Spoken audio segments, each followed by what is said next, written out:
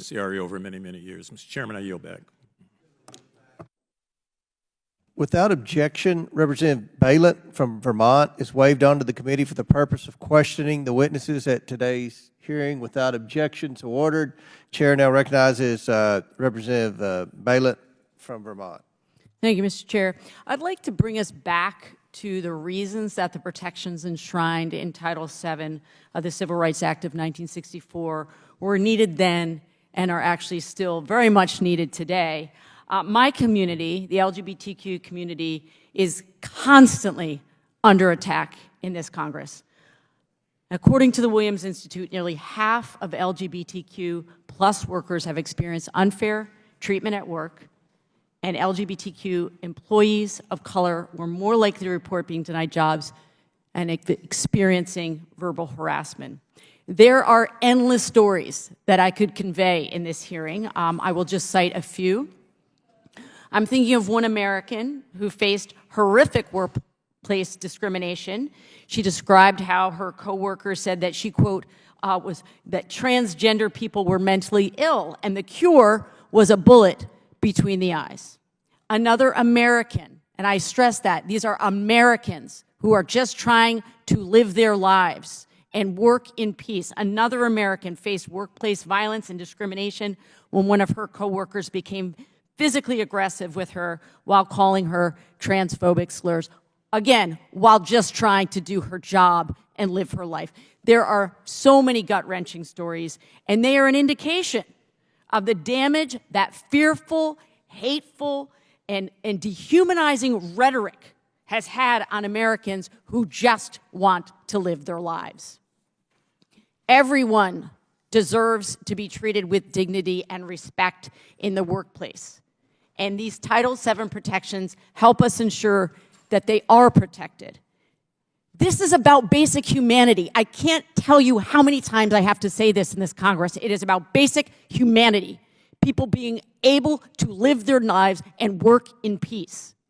In the Supreme Court's Bostock decision, our nation's highest court affirmed that Title VII protects against discrimination based on sexual orientation and gender identity. But we need explicit protections because so many will still seek to demonize and dehumanize us. And I say us, as I am part of that community. We have to pass the Equality Act to explicitly protect LGBTQ people against discrimination, whether it's in employment, housing, public accommodations, federally funded programs, education, jury selection, credit. I can go on and on and on. People just trying to live their lives as Americans. To the members of my community across this country, I want you to know that you are entitled to dignity and respect at work. You are entitled to dignity and respect everywhere because you are an American and you are entitled to those things.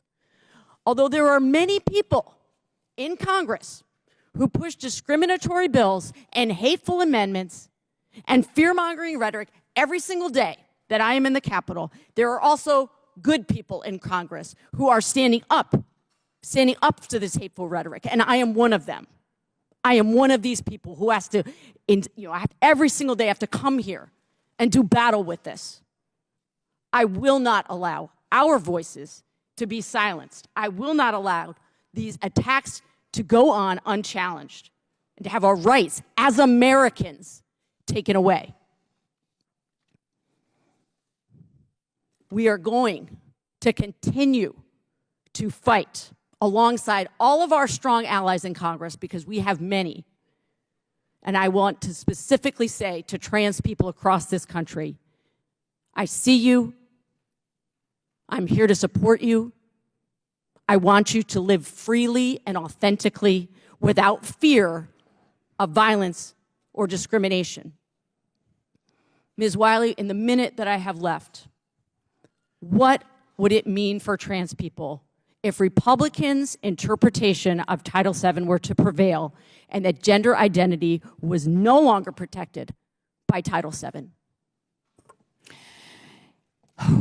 It would mean not only the loss of dignity, not only the loss of jobs, not only the loss of the ability to really be able to ensure that you can take care of yourself and your family fairly and with equal opportunity to work, it would increase danger and physical safety. We saw that in the 11th Circuit case with Tyler Copeland, transgender man, endangered because his own supervisees were harassing and abusing him because he was transgender in front of inmates.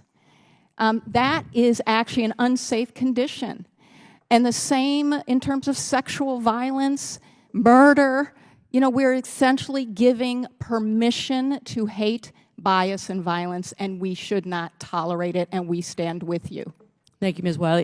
In closing, I know I'm over, Mr. Chair. I just want to say there are a few, I believe, true believers who spew this hateful indignities towards people in my community, and there are a lot of enablers who go along to get along, and what they're doing is demonizing and dehumanizing their fellow Americans. I yield back. Gentlelady's time expired. In closing, I want to thank our witnesses for being Chairman. here.